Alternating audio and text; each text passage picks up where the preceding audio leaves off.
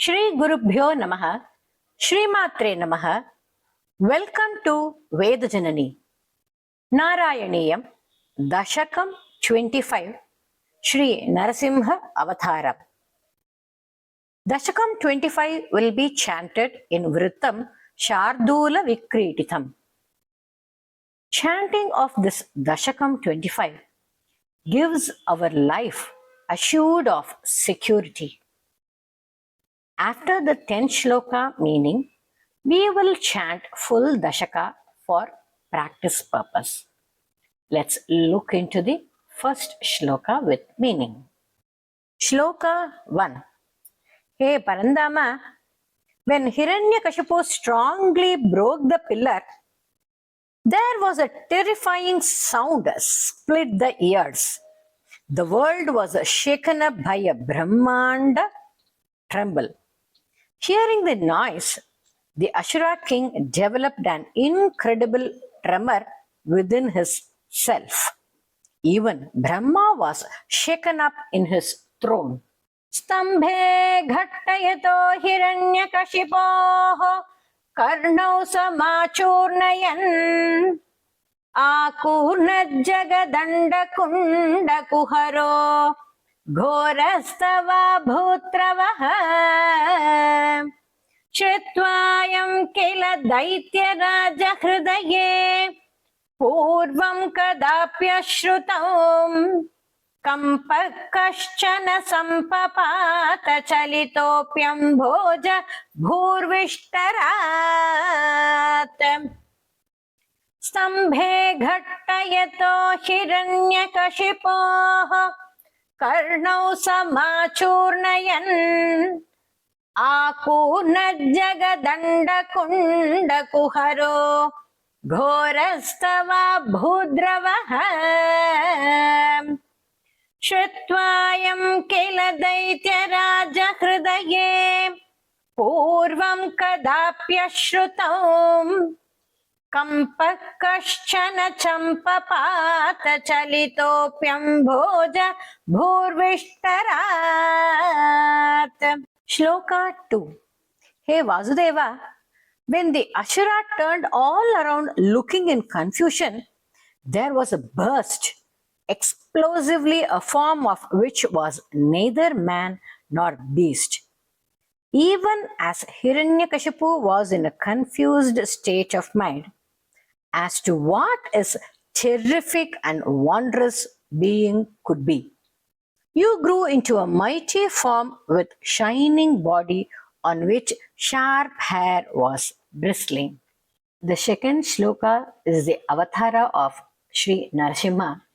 So please chant 11 times Narayana and a small shloka continued after that.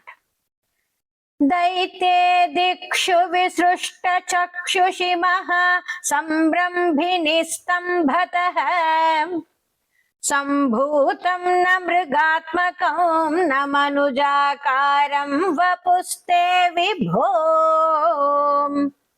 किं किं भीषणमेतदद्भुतमिति व्युद्भ्रान्त चित्ते सुरे विस्फूर्जत धवलोग्ररोमविकसद् वर्ष्मा समाजृम्भतः दैत्ये दिक्षु विसृष्ट चक्षुषि महासंभ्रम्भिनि स्तम्भतः सम्भूतं न मृगात्मकं न मनुजाकारं वपुस्ते विभो किं किं भीषणमेतदद्भुतमिति व्युद्भ्रान्त चित्ते सुरे विस्फूर्जद्धवलोक्ररोमविकसद्वर्ष्मा समाजृम्भतः. सर्वत्र गोविन्द नाम संकीर्तनं गोविन्द गोविन्द. नारायण नारायण नारायण नारायण नारायण नारायण नारायण नारायण नारायण नारायण नारायण नारायण नारायण नारायण नारायण गुरुवायूरप्पा माता नृसिंहः पिता नृसिंहः भ्राता नृसिंहः सखा नृसिंहः विद्या नृसिंहः द्रविणो नृसिंहः स्वामी नृसिंहः सकलं नृसिंहः इहतो नृसिंहः परतो नृसिंहः यतो यतो याहे ततो नृसिंहः नृसिंहदेवात् परो न कश्चित् तस्मान् नृसिंहः शरणं प्रपद्ये। जय जय लक्ष्मी नरसिंह वज्रस्तंभज नरसिंह जय जय लक्ष्मी नरसिंह वज्रस्तंभज नरसिंह जय जय लक्ष्मी नरसिंह वज्रस्तंभज नरसिंह। श्लोका 3. Narayana, your form was indeed wonderful. It had 2 dazzling eyes revolving around like molten gold, arousing fear. Your manes swaying covered up the sky, your mouth wide open like a monster cave, your long tongue swirling around like sword, and 2 terrifying incisors coming out in front beside the protruding tongue as huge, extremely fierce molars. तप्त स्वर्ण सवर्ण घूर्ण दतिरूक्षाक्षं सटाके सर प्रोत्कंप प्रणिकुंबितांभरमहो जीयात वेदं वपुः व्याप्त महादरी सखमुखं खड्गोग्रवल्गन्महा जिह्वा निर्गम दृश्यमान सुमहा दंष्ट्रायुगोड्डामरम् तप्त स्वर्ण सवर्ण घूर्ण दतिरूक्षाक्षं सटाकेसर प्रोत्कंप प्रणिकुंबितांबरमहो जीयात वेदं वपुः व्याप्त महादरी सखमुखं खड्गोग्रवल्गन्महा जिह्वा निर्गम दृश्यमान सुमहा दंष्ट्रायुगोडामरम्। श्लोका 4. Hey Achyuta, your cheeks were made terrifying by the lines formed by wrinkles when you rode. With a short but stout neck, with 100 mighty arms, with outstretching claws shining and instilling fear, with a terrifying roar like the thunder originating in dense clouds, which drives away repeatedly all the enemies. You are such a manifestation in the form of Narasimha, the man and lion combination. I humbly and sincerely do namaskarams to you, Krishna. उत्सर्पद्वलिभङ्गभीषणहनुं ह्रस्वस्तवीयस्तर ग्रीवं बीवरदोषतोद्गतनखः क्रूरांशुदूरोल्बनम् व्योमोल्लङ्घि घनोपमघन भ्रद्वान निर्धावित स्पर्धाळु प्रकरं Namami भवतस्तन्नार सिंहं वपुः उत्सर्पद्वलिभङ्गभीषणहनुं ह्रस्वस्थवीयस्तर ग्रीवं पीवरदोषदोद्गतनखक्रूरांशु दूरोल्बणम् व्योमोल्लङ्घि घनोपमघन प्रद्वाण निर्धावित स्पर्धाळु प्रकरं नमामि भवतस्तन्नारसिंहं वपुः. Shloka 5. Hey Keshava, this must be certainly Vishnu. I will kill him now, said the king of Asuras, and with the swirling terrific mace, he advanced towards you. But you caught hold of him and he struggled with your strong hands. He escaped the hold and grabbed his sword and shield, displayed amazingly sword fight, and again rushed at you. Who was in a mood to swallow the 3 worlds? What a wonder, Krishna. Nunam Vishnurayam Nihanyamumiti Bhramyadgadabhishanam Daitendram Samupatravandam Adhruta Dorbhyam Pratubhyamamum Miro Nirgalitotta Katghapalake Grihnan Vichitrashraman Vyavrinvan Punarapapata Bhavanakrasodhyatam Twamaho. Nunam Vishnurayam Nihanyamumiti Bhramyadgada Bhishanam Daitendram Samupadravandamadratatobhyam Pratubhyamamum Viro Nirgalitotha Khadgaphalake Grihnan Vichitrashraman Vyavrinvan Punarapapata Bhuvanakrasodhyatam Twamaho. Shloka 6. Narayana, you then catched the mean Asura who was strategically moving around again with both hands. You laid him on your lap, sitting at the doorstep, deeply digging your claw nails into his chest, and you tore his body asunder and were drinking the blood gushing from his body like water as it was flowing continuously, enjoying it. Your roar at the time was such as thought it would destroy the whole worlds.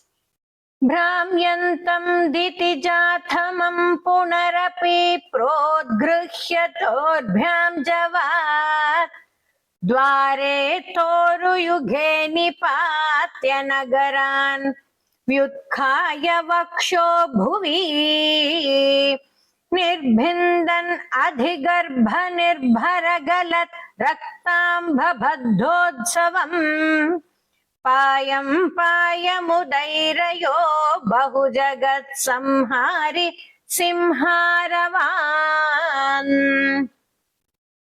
Bhramyantam ditijadamam punarapi brodgruhya dorbhyam javat Dware thoru yuge nipatya nagaran vyutkhaya vaksho bhuvi Nirbhindan adhigarbha nirbharagalat raktambhu baddhodsavam Payam payamudairayo bahujagat samhari simharavan.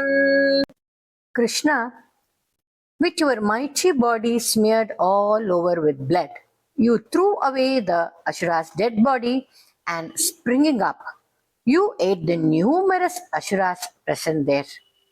At this, the worlds were swirling swift, the oceans were in total turbulence, the mountain ranges shake severely, and the planets and stars were displaced. The mobile and immobile objects were all in a state of discomfiture.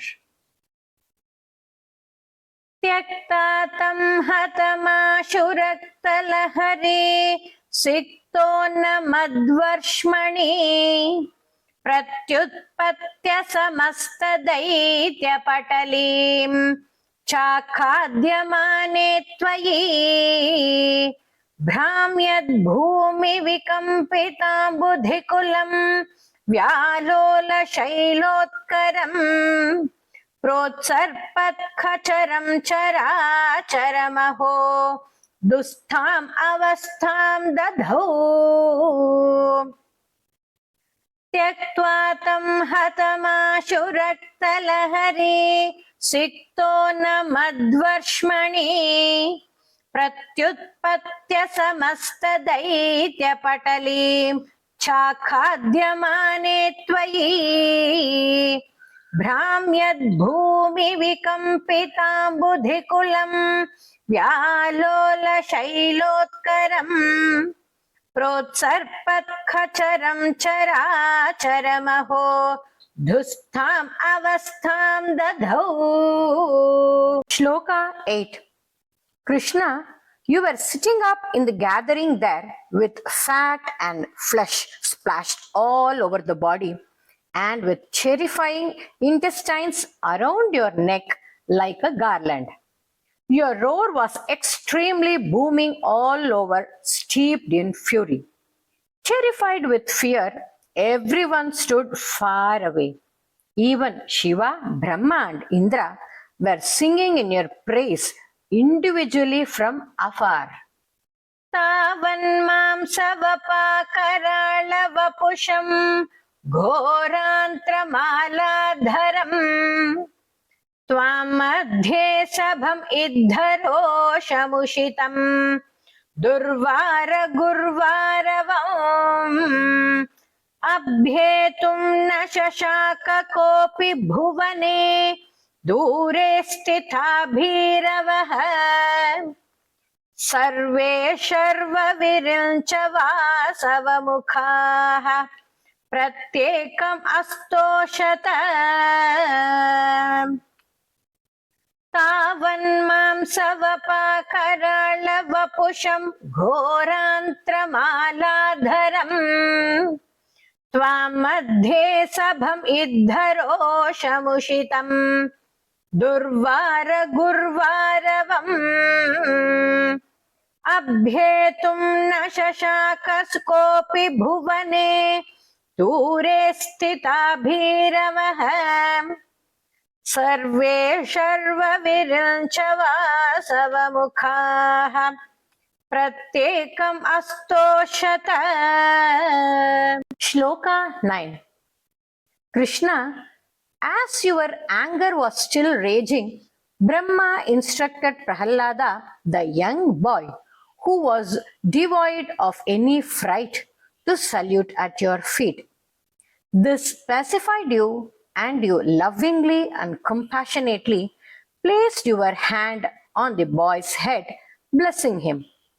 Prahlada immediately sang your glories, and you conferred on him, though he had no intention of expecting anything, boons for the welfare of this world were conferred to him by you, Krishna. भूयोऽप्यक्षतरोषधाम्नि भवति ब्रह्माज्ञया बालके प्रह्लादे पदयोर्नमत्यपभये कारुण्यभाराकुलः शान्तस्त्वं करमस्य मूर्ध्नि समधाः स्तोत्रैरतोद्घायतः तस्या कामधियोऽपि ते निथवरम् लोकाय चानुग्रहम् भूयोऽप्यक्षतरोषधाम्नि भवति ब्रह्माज्ञया बालके प्रह्लादे पदयोर्नमत्यपभये कारुण्यभाराकुलः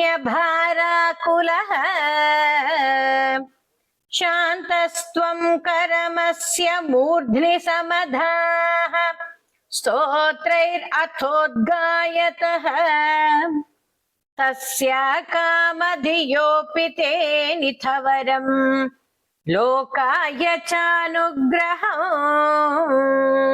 Shloka 10.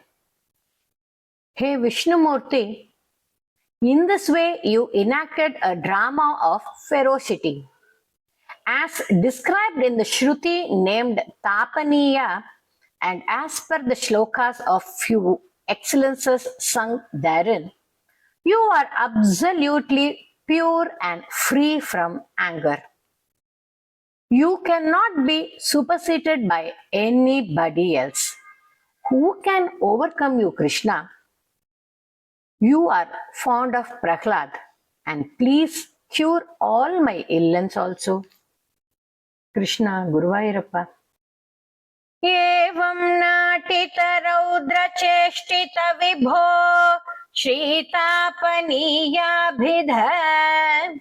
श्रुत्यन्तस्फुटगीत सर्वमहिमन् अत्यन्तशुद्धाकृते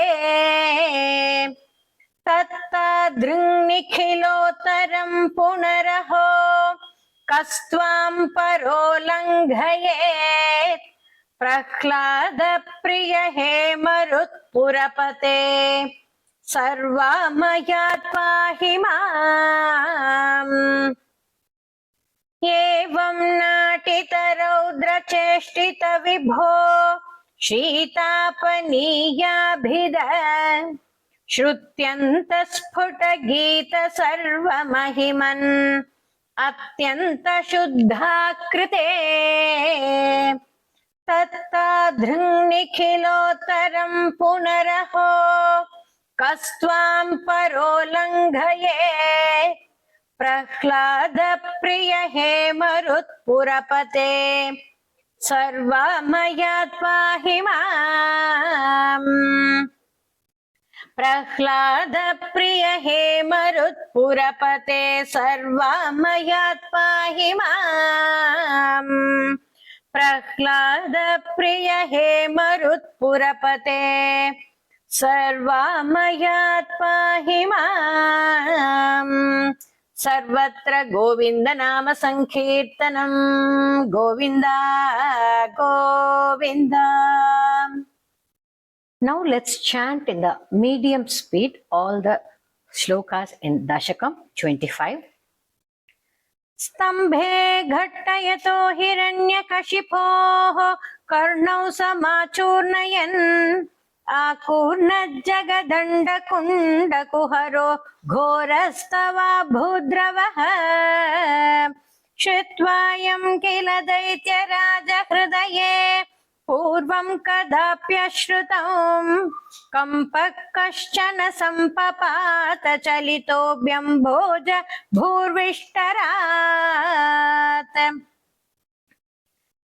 दैते दिक्षु विसृष्ट चक्षुषि महासम्भ्रम्भिनि सम्भतः सम्भूतं न मृगात्मकं न मनुजाकारं वपुस्ते विभो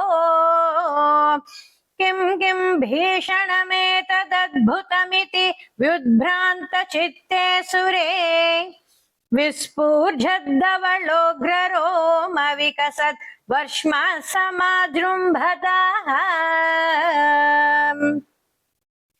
नारायण नारायण नारायण नारायण नारायण नारायण नारायण नारायण नारायण नारायण नारायण नारायण नारायण नारायण नारायण गुरुवायूरप्पा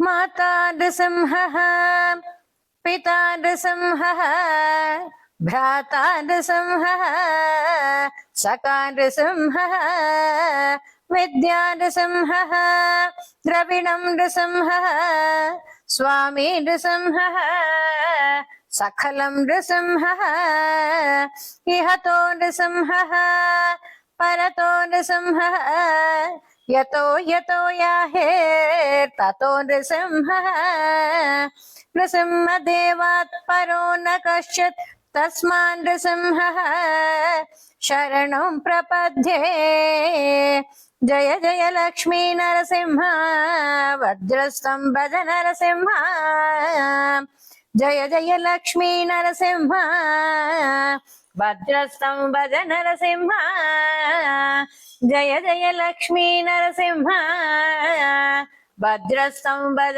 नरसिंह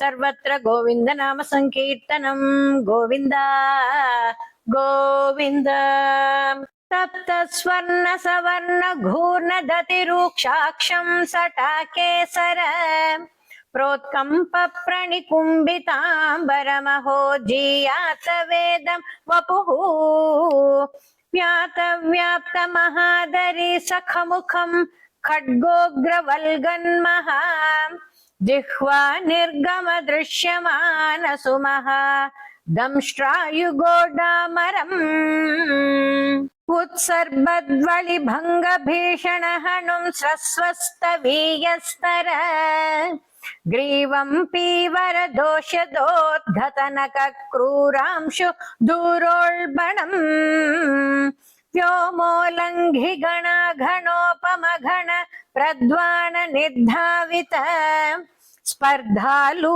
प्रकरं नमामि भवतस्तन्नारसिंहं वपुः नूनं विष्णुरयं निहन्य मुमिति भ्राम्यद्गदाभीषणम् दैतेन्द्रं समुपाद्रवन्दम् अद्रुता दोर्भ्यां पृथुभ्याममुम् वीरो निर्गलितोऽथ खड्गफलके गृह्णन् विचित्तश्रमान् व्यावृण्वन् पुनरापपात भुवनक्रोशोद्यतं त्वाममाम् भ्राम्यन्तं दितिजाधमं पुनरपि भ्रोद्गृह्य दोर्भ्यां जवा द्वारे थोरुयुगे निपात्य नगरान् व्युत्खाय वक्षो भुवि निर्भिन्दन् अधिगर्भ निर्भर गलत् रक्ताम्बुबद्धोत्सवम् पायं पायमुदैरयो बहुजगत् संहारि सिंहारवान् त्यक्त्वा तं हतमाशु रक्तलहरी सिक्तोन्न मद्वर्ष्मणि प्रत्युत्पत्य समस्त दैत्यपटलीं चाखाद्यमाने त्वयि भ्राम्यद्भूमि विकम्पिताम्भिधिकुलं व्यालोल शैलोत्करम् प्रोत्सर्पत्कचरं चराचरमहो दुःस्थाम् अवस्थां दधौ तावन्मांसवपाकराळवपुषं घोरान्ध्रमालादरम् त्वां मध्ये सभम् इद्धरोषमुषितं दुर्वार गुर्वारवम् अभ्येतुं न शशाक कोऽपि भुवने दूरे स्थिता भीरवः सर्वे शर्वविरिञ्च वासवमुखाः प्रत्येकम् अस्तोषत भूयोऽप्यक्षतरोषधाम्नि भवति ब्रह्माज्ञया बालके प्रह्लादे पदयोर्नमत्यपभये कारुण्य भाराकुलः शान्तस्त्वं करमस्य मूर्ध्नि समधाः स्तोत्रैरथोद्गायतः तस्या कामधियोऽपि ते निथवरं लोकाय चानुग्रहम्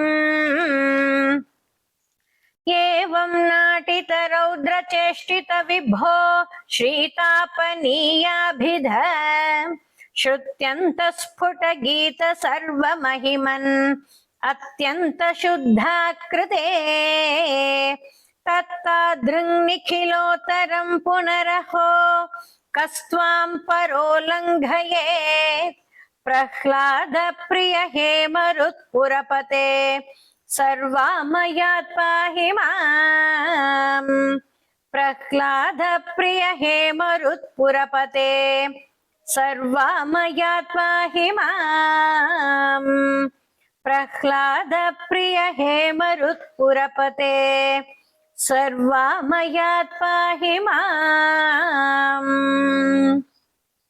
सर्वत्र गोविन्द नाम संकीर्तनं Govinda Govinda I request you to subscribe to Veda Janani and hit a like and share with your family and friends.